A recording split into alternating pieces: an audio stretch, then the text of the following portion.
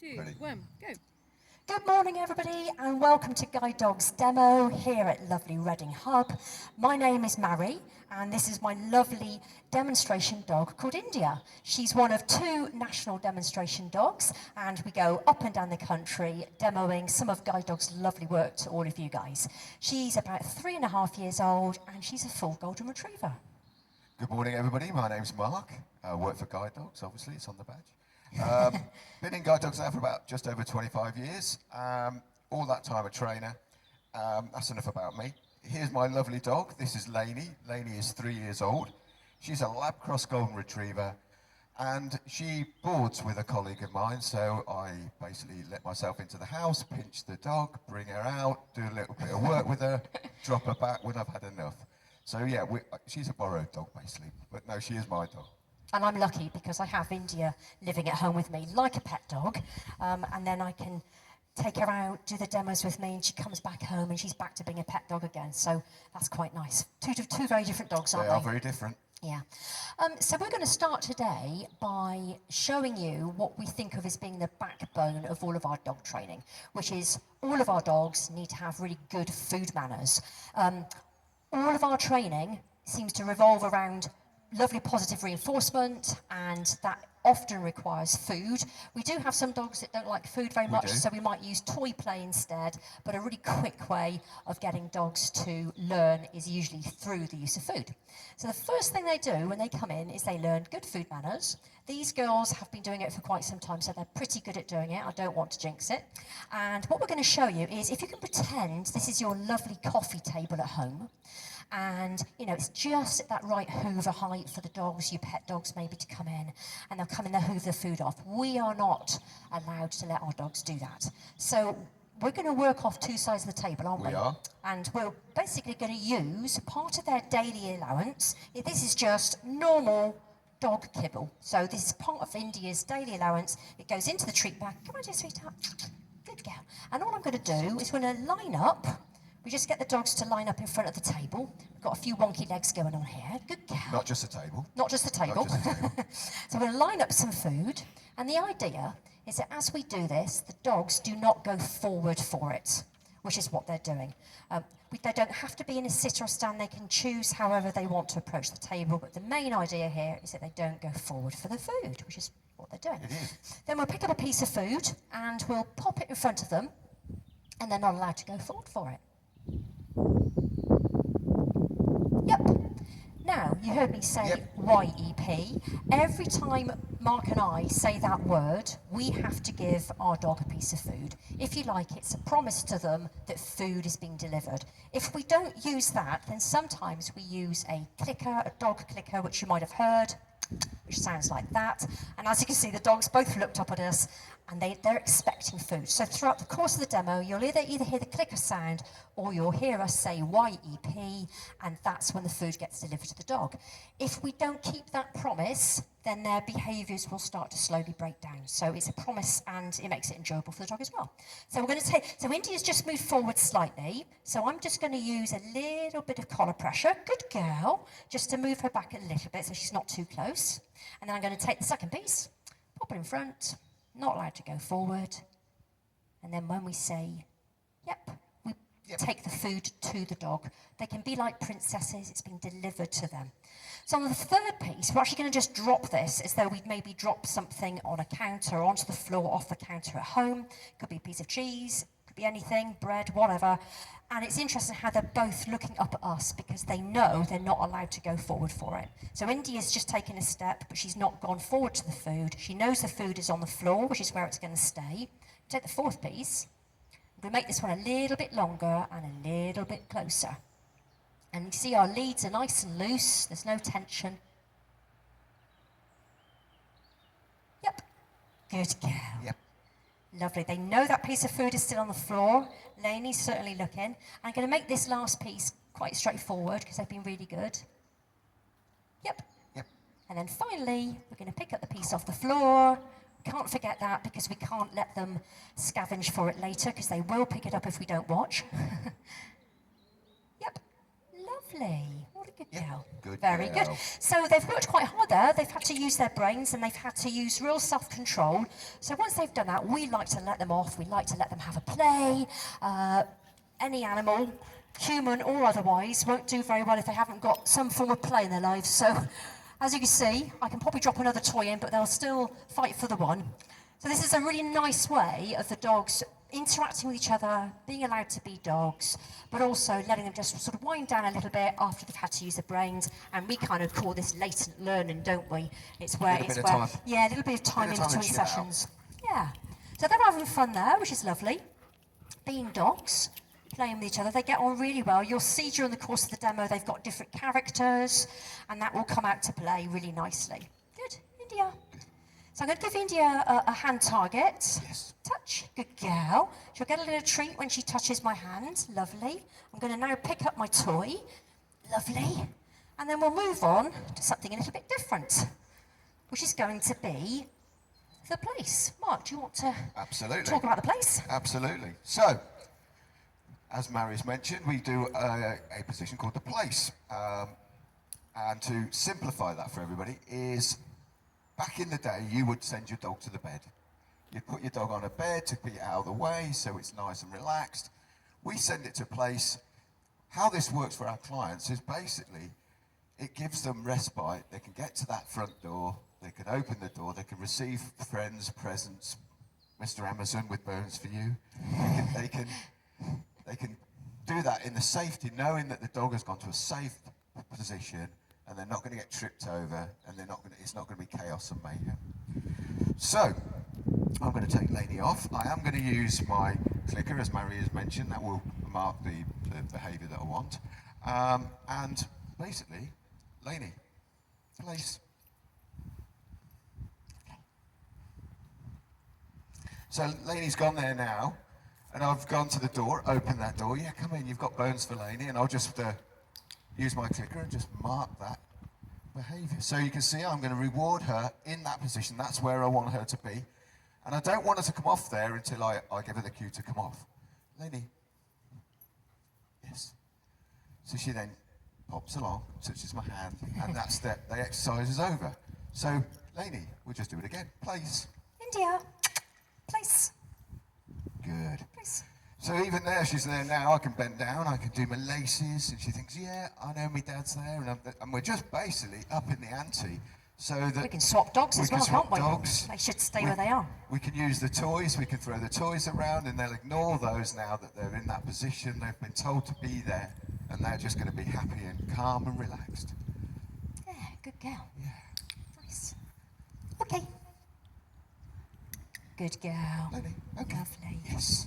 Smash it. Good girl. Good girl. And then once again, we've done a little bit of work. A bit of playtime, Mary? I think Bit so. of playtime? I think so. But we're going to go save the same toy again. Go on in. It's got to be yours. Good It's got to be girl. yours. Lovely. Well done. Good girl. Very nice. You want another one? Go on then. Good girl. Lovely. So I think on the next one we could use a little bit of audience participation, perhaps. What about that for an idea? So, could we ask for one person maybe to volunteer to come out to the audience? That would be amazing. Oh, lovely. Thank you very much. No pressure. Thank you, thank you, thank you. So, if you'd be kind enough to pick a chair, anyone you like, all will become clear. Thank you very much, lovely. So the next behaviour I'm going to show you is all about our dogs locating objectives. This is really important for our guide dog owners because as they're going about their day, they might want to get to the bus stop, they might want to get to a push button at the road, they might want to get to their bank and they want to find a counter somewhere, they might want to get to the doctor's surgery. So there's loads of things during the course of a life that one of our dogs could locate for the guide dog owner. So we're going to show you a couple of things today. I won't ruin the surprise by telling you now, but Lainey's going to start off and Mark is going to set up a scenario for you. And meanwhile, I will put India on her place. India. Okay, so Lainey, are you ready? Good. So as Mary has mentioned, we're gonna locate an objective. Lainey and I just getting ready. We're gonna pop her into a harness. And again, it's that choice to go and pop her head in there for us. So, Lainey, head in. Yep, good girl, that's lovely. Now, as our volunteer have kindly come along and offered the services for us, we are going to set a few rules, just a few rules for you, okay? So the first one is, you're not, I'm just going to pat that over to you, Mary. Yep, I think that's a good idea. Okay, so you're not allowed to smile. Oh, there you go. You got that off the pat. Okay, you're not allowed to reach out and touch Lainey. And the one thing I do want to say is, I don't want you to distract her, and I don't want you to touch her. Okay? If you touch her, you've then got to buy her. Okay? Currently, region of around £55,000. So just short change for you girls, but it just shows you how much they cost. I know that is a large sum of money, but however, if you liken it to if the NHS had to supply someone with what these dogs provide for our clients on a daily basis using a person, it's a lot more than 55k over that lifetime. So, fingers crossed, wind in the right direction. Lainey is going to hopefully locate a chair for me, any chair. So, Lainey, forward and find the chair. And what she'll do is she'll just pop her head on it for me. Oh, that's brilliant. Lovely. Good stuff. So she's done that for me. We didn't interfere with you in any way whatsoever. We're just going to pop her out of her working harness. I'm going to pop that down. So now we've gone into that waiting room. We want Lainey under. Good. And we just want her to relax so she's under our feet, out the way, not tripping other people up when they come into the waiting room. You can see she's very intent on me. She's doing all these things she can in order to get some reward. But it's just a nice, relaxing situation. You did really well, by the way, although we could come to some agreement later. Is that okay? So, just going to reward Lainey for doing that. Yep. Good girl. Okay. Yes. So I'm going to pop her back in the harness. And as Mary mentioned, we use locating in many, many different ways. So we've come in, we've negotiated the waiting room. Our dogs have been seen to. So we come out of the waiting room. And now we want Lainey to locate the push button. There's a couple of reasons. It gives a positivity for our clients to know exactly where they're going. There's orientation points on the route. So hopefully, Lainey, are you ready, Lainey? Okay, forward. Find the button and the box. Good girl, that's brilliant. Well done, you. And even a rickety wobbly one as well. And we can just, yeah, that's brilliant. Yeah, super girl. So she's located that. As I said, it helps with our clients on their orientation pathway. It helps negotiate exactly where the box is, the little spinning button, and so they can cross the road if they need to. One of the things we do say is if you see any of our clients waiting at the crossroads and the handle is down on the dog's back, that's a universal sign to say they may need assistance to cross that road. And so what we would say is introduce yourself, go up and just say, could I help you across the road here? They could say yes or they could say no, but they'd be really pleased if you could offer that. And the most important thing is if you do cross the road, allow them to take your arm, not the other way around. And when you get to the other side, make sure you say goodbye. So it doesn't leave them hanging. They're just there talking away and you're already halfway down the street. So, as again, we've done a little bit of work, a bit of downtime, Mary. Yeah, a bit of play. Bit of play. So, Lainey. Good girl. Okay, come on then. Where's it going? Good girl, lovely. So yeah, so Lainey's had to work quite hard there, hasn't she? Just making all these decisions, not being put off by you because you were so good. That's lovely. Because as you can imagine, during the course of a typical day, a lot of people will come up and say hello to our dogs, whether they're in harness or just on lead. So it's a nice little bit of education for everybody to know that if they're in their harness, just to give them that little bit of space to make those decisions. So you can see they're a little bit more tired now, although they're in the shade now, it's warming up and they're panting a bit. So we don't like to force our dogs into play, and if they're happy just chilling, that's absolutely fine as well. India normally chills before they eat. So the next thing I'm going to show you, and I will be involving you again as well, is what we call the chin rest. Now, this is my favourite, probably, if I'm being honest, because I know it's India's favourite. So the chin rest is exactly what it says on the tin. She's going to be resting her chin on the palm of my hand. So I just have to put my hand out, and she will rest it. And she'll hold it there until I say, yep, good girl, well done. So the yep obviously just marks that she's done what I needed to do. So I can do this on any hand, and she'll just rest. Good girl. Yep, lovely. And you're probably thinking, well, this is lovely, nice little trick, but how does this actually help our guide dog owners? Well, I can then transfer that onto a little towel or something along those lines, a bit of material, something like that, and indeed. So she'll then pop her head on there. Yep, good girl. Lovely. And then I can take the towel to a chair. And she will also pop her head on the towel on the chair. And she'll stay there until I give her, okay, good girl. Very nice. Lovely. Then, if you can imagine this scenario, I'm in a vet's, I'm the guide dog owner, and there's a vet coming in who wants to examine her.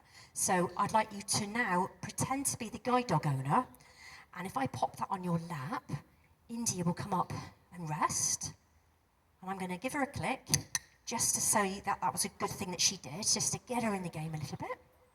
Good girl, lovely.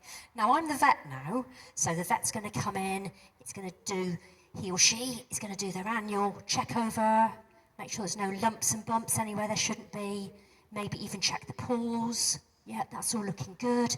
India's remains there, good girl. So she's just, so this is what's so good about the chin rest. When she breaks that chin rest and her chin comes up off the towel, that's her asking me to stop doing what I'm doing.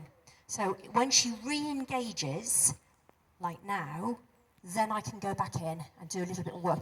That way, the dog will have such trust with me and will trust that if she brings her head up, that's her saying, Mum, stop, I don't enjoy what's happening. And she actually came to me a couple of years ago with a very, very sensitive tail. I couldn't have done that with it. She wouldn't have liked that at all. And also, she's got really sensitive ears, and she didn't like having her ears touched at all. Good girl. So really well done to her for that. And of course, the real litmus test is that somebody else can do that for her as well. So maybe you could just have a little look in a little ear for her, just remembering that if she lifts her head, just to stop. That's it. Very nice. Good girl. And do you want to try the other ear as well? Lovely. Well done. And I'm going to click her for that because she's been really good. And also what it's lovely for is actually for grooming. So I've got her groom here. So there are some of our dogs that are a bit fidgety when they're being groomed, and the guide dog owner would just love them to stay put. They can't see that they're wiggling around a bit. So by having a focus for the dog to rest her head on the towel, if this was on a chair, that, you know, the guide dog owner can feel around the dog. You know, I could be in blindfold now and I would quite easily be able to feel where she is because she's staying put and she's not being too wriggly. Good girl. So she's lifted her head, so I go back into neutral, and then when she places her head back down, good girl, I can go back to doing what I was doing. Lovely. Yep. Good. Maybe you'd like to give her that treat. Lovely. Brilliant. Thank you very much indeed. So a round of applause for our lovely helper. Thank you very much indeed. Thank you. And you're very welcome to go back and take your seat again. Thank you for helping us out today. That's lovely. So that has hopefully given you a really good idea of some of the behaviours that we show our dogs. Bit of a whistle-stop tour. And we're going to end with them having a little bit of a play. And perhaps we could show them doing a drop, because the drop is a behaviour we need our dogs to do. Imagine you're free running your dog out in the garden. What's this? I've lost my squeaker. I've lost my squeaker. Go on then. Good girl. Lovely. And when she brings it back to me, Lily, what's this? Drop. She'll drop it. Good girl. Lovely. And this is really important for our guide dog owners as well. Sometimes if they picked up something that was a bit unsavoury, or they picked up something that was sharp, or something along those lines, it's really good. They will have an instant drop, even if they're in mid-flight. Go on then. Where's he going? Good girl. Lovely. Drop. Indy, drop. Good girl. Nice. Well done. Good girl. So yeah, so thank you very much for joining us today, everybody. It's been lovely to see you. I hope you've had an interesting time with us. Please come and have a chat with us afterwards. We'll be around the area for a little while. And we'll see you again later for our next demo. But from Mark and I, thank you. And just a little thing to let you go away with. In the last half an hour of been doing the demo, another 6 people across the UK have just lost their sight, which I think for all of us is food for thought, and why our amazing dogs and the services that we provide to our guide dog owners can be truly life-changing. So thanks very much for your time. Thank you. Thank you very much.